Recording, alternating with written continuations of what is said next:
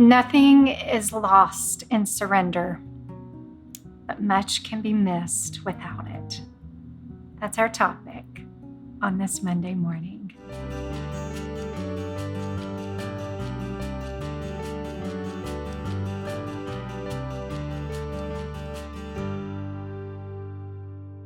Good Monday morning.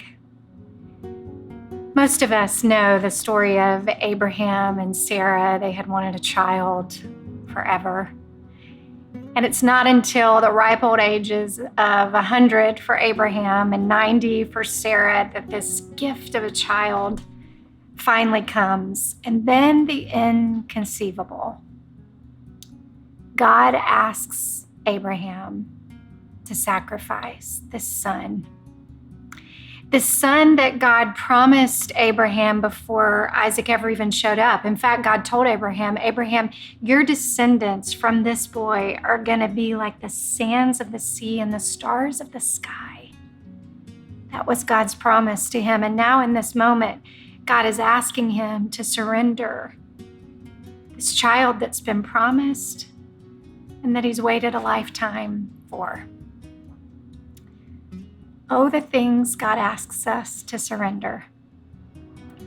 And yet when God asks him, this is how Scripture records it. It says, Abraham got up early in the morning and saddled his donkey. He took 2 of his young servants and his own son Isaac. He had split wood for the burnt offering. Think about that. The day before, after God's asked him to sacrifice his boy, he's out there splitting wood. Can you imagine the thoughts in that activity that went through Abraham's mind? But yet he saddles up the donkeys, he takes his servants, and he goes and he sets out for the place God has directed him.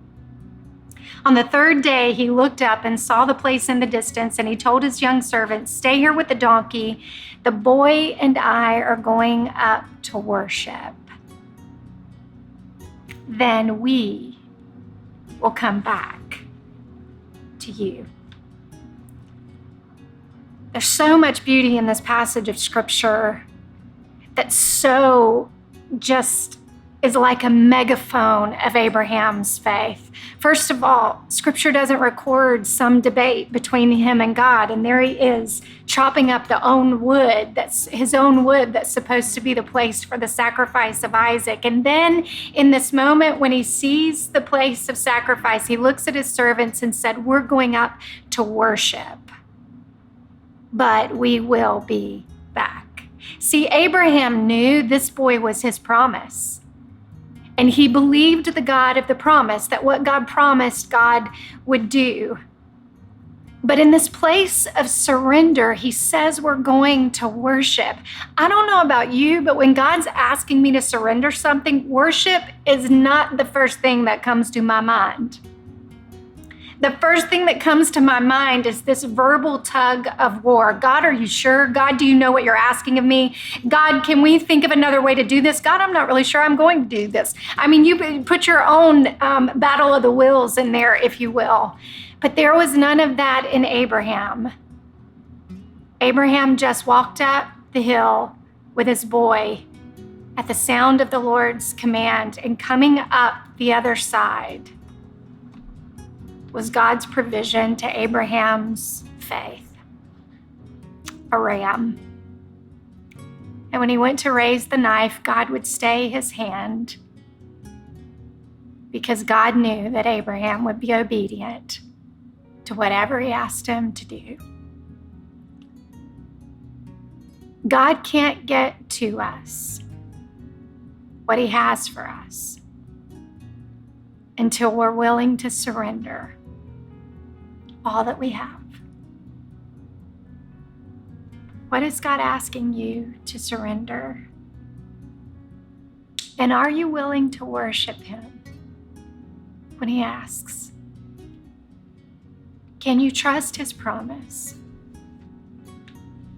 Because if you do, God will be providing the provision coming up the other side. He cannot get into our hands what he has for us when we're holding our hands like this. But oh, what surrender affords. It afforded Abraham the promise